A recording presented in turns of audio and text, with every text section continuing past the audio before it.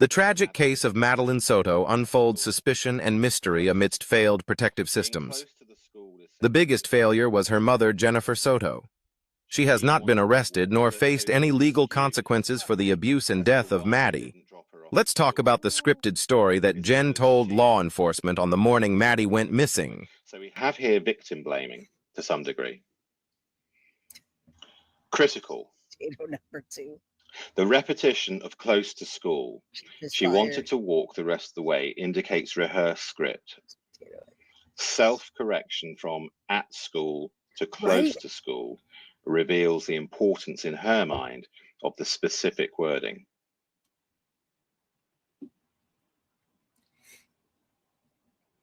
It'll be interesting when we look at STEPHAN'S interview as to how much we have the evidence of a scripted story.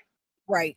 We've said that from the get-go. I don't think anyone doesn't think that. Now, I don't know, Summer. I don't think so. I think that she didn't really have responsibility as it was, right? You're right. It's a huge financial loss to her. She's not getting any income from the CSAM. She's not getting someone to, hey, I need a roof over my head. I have a daughter. None of that. She's not getting the flute lesson money or whatever it was, piano lesson, nothing, none of that. What's up, Witch? Good to see you, my friend. I've been around way longer than you, Jay. Yes, you have. Yes, you have. All we got to do is get those likes up. You've been a member for 14 months. Let's get those likes up so we can give some more memberships, guys. Scripted.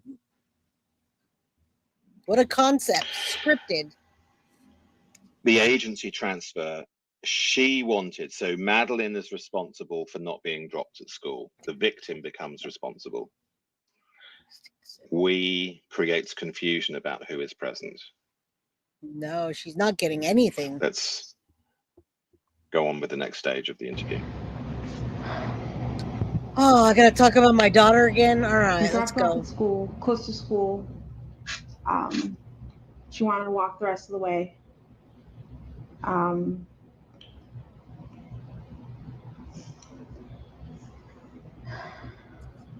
Do you think she'd be that ballsy? To share. You share whatever you feel comfortable. Here we go. Here we go. Cases of disappearance and we're going to talk about that. Finding it difficult to know what to say. So we're going to talk about that on Friday, about Jen Soto cleaning up the crime scene. How in the heck was that scene so clean? Except for she did forget the crock. If you notice, all the sheets were off the bed. The laundry had been done. Who finished cleaning that scene while Stephan was out there trying to figure out what to do with Maddie? All right. She's very deceptive, you say. I saw this guy a few days ago. He's really, really good. And that's why we're covering it here, because you guys all wanted to talk about it. They will often use the excuse of, because of the police investigation, that suddenly they're not allowed to give any information to the public. It's a tactic used in order not to have to give detail, because you're consciously scared of slipping up. So they hide behind the, oh, I'm not sure how much we're allowed to say excuse. I don't think the cops took all the bedding, my friend. I gotta say, I didn't see. We saw, actually, let me say this. We saw what the cops took as evidence. We saw the list of things, and I don't think they took the bedding. Maybe they took it after it was washed, but I don't think they took the bedding. Stephan was already doing laundry. Remember? They said he was doing laundry, and he didn't do the laundry. His stuff was all mixed in with Maddie's. So I'm going to have to disagree with you about the cops taking all the bedding. Maybe they took it after it was washed. So you say they took the bedding, and we saw a lot of it taken, but Stephan was washing the clothes. Even the pillow, he said, the pillow still smelled like him because he covered Maddie's smell up by covering with it. So thank you. If they took the bedding, they took it with, I would say, without all the evidence on it. So we'll get them in on that on Friday. All right. So I'll split that here. I'll say they took the bedding, but things were washed before they took it. I'll tell you that right now. All right. Sharon, I know you had conversations with detectives. Not sure what that conversation is, but whichever you feel comfortable sharing, that We'll put the awareness out there. I don't think that. She was spotted walking by the church, by the middle school, on the cameras. They saw her hang out in the parking lot for a little bit and then get up and leave. They didn't see a vehicle or anything else. They just saw her walk away around 9 a.m. heading towards the school, but she never made it. What has the school said?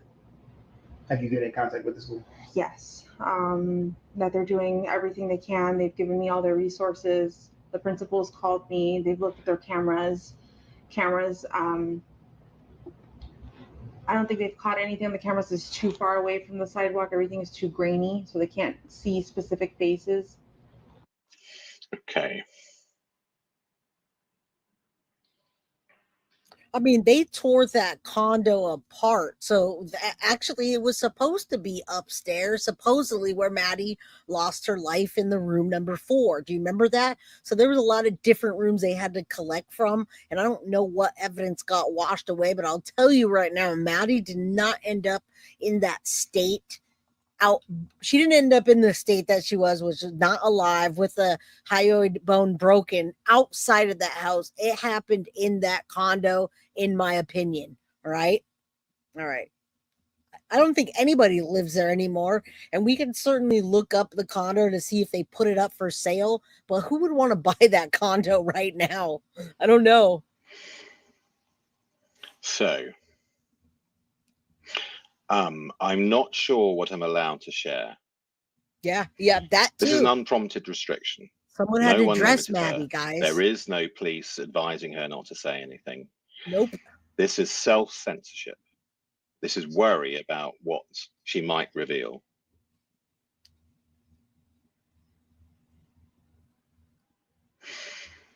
She goes on to say, from time to time, she will leave her cell phone at home accidentally. Victim blaming, guys. And that's actually what happened yesterday.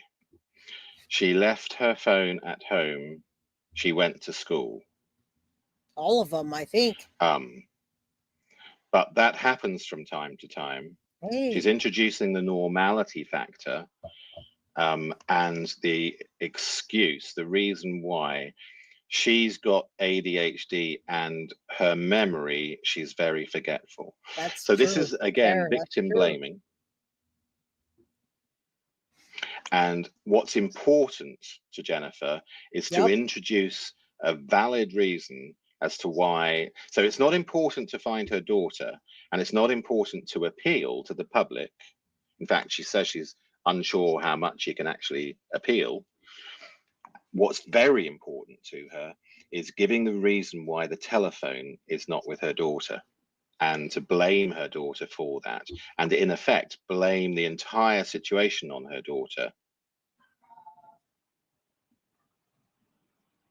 Now, I'm telling you, Jen Soto and STEPHAN'S did not bank on this becoming an international case.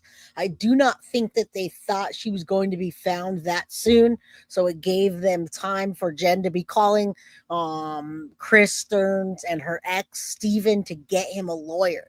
And Deb will vouch for the fact that Jen called them immediately to get Stephan a lawyer before all the chaos, right? She called Chris, or did she call you? She called somebody to get a lawyer for Stephan, and not just one person by that. I pass the condo every day. There were people in it, but I don't know who they are. Yeah, I had another crime crew person that said they tried to go in the condo and do a walkthrough, and I don't know what that means. Does that mean they're selling it and there's a walkthrough? I don't even know. Well, that makes even more sense. Jen was in an altered state 24/7, and we've been saying that. All right, called from the interview room. Jen called Chris because he was outside in the car. Okay, so Jen was in the interview room, and we're going to call it the interview room because Jen was never interrogated, guys. She was in the interview room, and she called Chris. He was outside, and she said, get him a lawyer. All right? Not to mention, we just let her get out and walk because she doesn't know her way around, right? Oh, no. Yeah, no maternal protection. Blames the child.